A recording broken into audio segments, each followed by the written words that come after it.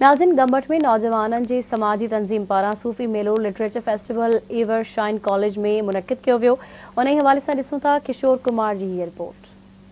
गंबट में नौजवाननि जी समाजी तंज़ीम इम्पैक्ट यूथ क्लब पारां गंबट सूफ़ी मेलो एवरशाइन कॉलेज में मुनक़िद कयो वियो, जंहिंमें नाले वारनि तालीमदाननि, सोशल एक्टिविस्ट, अदीबनि समेत मुख़्तलिफ़ यूनिवर्सिटीज़ जे शागिर्दनि, शागिर्दियाननि, शहरनि वॾेंग में शिरकत कई। सूफ़ी मेले में मुख़्तलिफ़ शोबनि सां तालुक़ रखंदड़ तालीमी माहिरनि पारां मुख़्तलिफ़ मौज़ूअनि ते लेक्चर पिणु ॾिना ऐं कैरियर काउंसलिंग पिणु कई। होॾां शागिर्द ऐं शागिर्दियाननि पारां सक़ाफ़ती ऐं साइंसी मेहंदी जा स्टॉल पिणु लॻाया विया। सूफ़ी मेले में अयाज़ लतीफ़ पलीजो, सिंधु नवाज़ घांगरो, प्रोफेसर डॉक्टर सैयद अज़हर अली शाह, असद जतोई समेत ॿियनि मुख़्तलिफ़ मौज़ूअनि ते लेक्चर पिणु ॾिना। इन मौक़े ते सिंध जे नाले वारे सूफ़ी रागी नज़ाकत सादिक फ़कीर सूफ़ी मेले में सुर विखेरे माण्हुनि खे झुमाए छॾियो।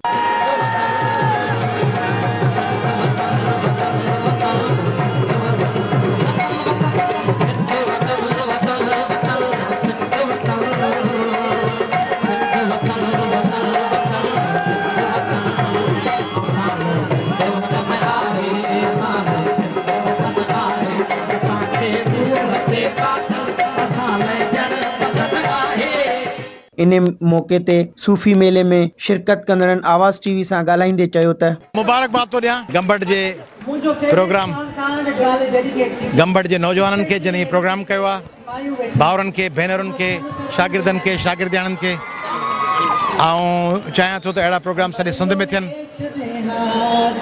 गंबट खे तालीम जो, इल्म जो, तरक़ीअ जो रस्तो बनाइणो आहे, मंज़िल बनाइणी आहे। गंबट में टेक्निकल एजुकेशन हुजणु खपे, स्किल डेवलपमेंट हुअणु खपे।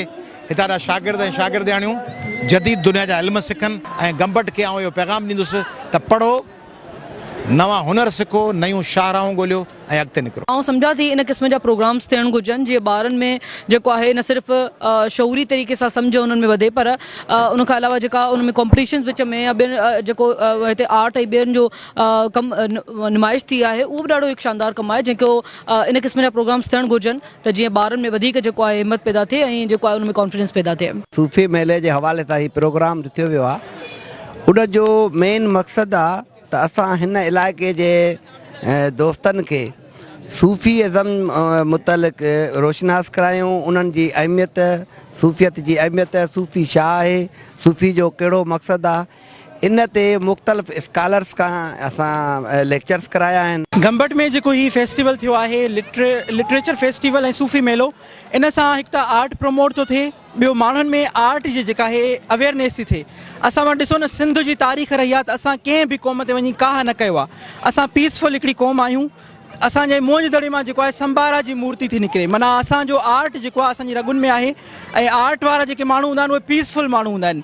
त मूंखे फ़ख़ुरु आहे त असां हिन इंडस वैली सिविलाइज़ेशन जो हिसो आहियूं। कल्चरल एक्टिविटियूं आहिनि, शाह लतीफ़ आहे, सियासत आहे, ॻाइणु आहे, ॾाढी ख़ुशी थी ऐं हिकिड़ी हलचल आहे, हिकिड़ो ॾाढो सुठो साउंड आहे। पूरी टीम ने इसके लिए बहुत ज़्यादा कोशिशें की हैं और ये गंबट की तारीख में पहली बार हुआ है गंबट सूफ़ी मेला। गंबट जी तारीख़ में अहिड़ा प्रोग्राम थियणु खपनि ऐं ही सूफ़ी मेलो I think Gambat J first दफ़ा थियो आहे ऐं असांखे इलाही मज़ो अची रहियो आहे। सभु स्टूडेंट्स वग़ैरह सभिनि पार्टिसिपेट वग़ैरह कयो आहे। नंढे शहर में एॾो इवेंट त हितां जे माण्हुनि लाइ इलाही मतिलबु बेनिफिशियल आहे ऐं मतिलबु इंजॉयमेंट लाइ इलाही बहितर आहे। गंबट में हिकिड़ो इहो तारीख़ी सूफ़ी मेलो थियो ऐं फर्स्ट टाइम थियो आहे ऐं हिन में इलाही मुख़्तलिफ़ स्कूलनि जा मतिलबु जेके स्टूडेंट्स आहिनि उहे पार्टिसिपेट करे रहिया आहिनि। असां हिन में इलाही इंजॉय था कयूं। सॼी दुनिया में युथ ते छाजे करे युथ ई असांजो जेको नौजवान उहो ई असांजे क़ौम जो, मुल्क जो मुस्तक़बिल आहे।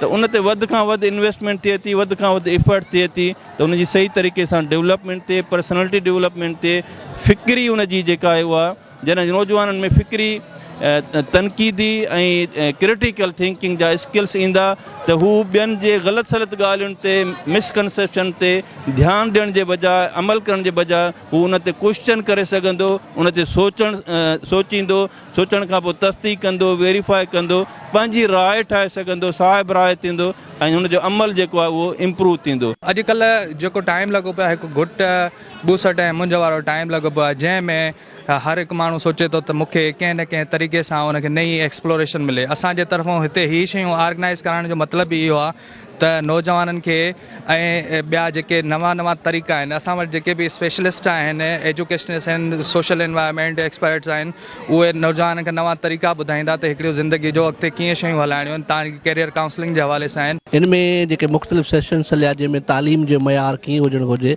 ऐं सिंध जी तालीम जे हवाले सां मुख़्तलिफ़ जेके पैनलिस्ट हुयो तमामु सुठे नमूने ॿुधायो त सिंध जी तालीम जी तबाही जा कारण कहिड़ा आहिनि ऐं सिंध जी तालीम जे जेका ओसर छो नथी करे उनजा सबब कहिड़ा आहिनि। इहो ॾाढो ख़ूबसूरत जेके इवेंट आहे ऐं ओवरऑल सभु कुझु नौजवाननि जे लाइ आहे ऐं हिन मां जेकॾहिं नौजवाननि खे हिकिड़ो शऊर मिले थो त उहो शऊर असांखे कंहिं सुठे रस्ते ॾांहुं वठी वेंदो। सिंध जंहिं घुट ऐं ॿूसट वारे माहौल मां गुज़री रही आहे जंहिंमें समाजी मसइला आहिनि मुआशी मसइला आहिनि नौजवाननि खे नज़रअंदाज़ कयो थो वञे औरतुनि जी तालीम जेका उहा तमामु पोइते आहे उन सॼे माहौल में हीउ जेको फेस्टिवल करायो आहे नौजवाननि उहे जसल आहिनि उन्हनि जेको आहे हीउ कमु कयो आहे जंहिंमें इल्म जी ॻाल्हि हुजे अदब जी ॻाल्हि हुजे समाज जी ॻाल्हि हुजे नौजवाननि जी तरक़ी जी ॻाल्हि हुजे औरतुनि जी पढ़ाई ऐं उन्हनि खे हक़नि जी ॻाल्हि हुजे उन ते सेशन रखिया विया आहिनि उहा सभु जेके आहिनि मां सुञा थो इन जो जेको आउटकम आहे उहो ज़बरदस्त आहे ऐं इनखे असांखे नौजवाननि जी टीम जेका आहे उन्हनि खे एप्रिशिएट थी कयो। इन सूफ़ी मेले में ॾिठो त अयाज़ लतीफ़ पलीजे समेत सिंध जा जेके नाले वारे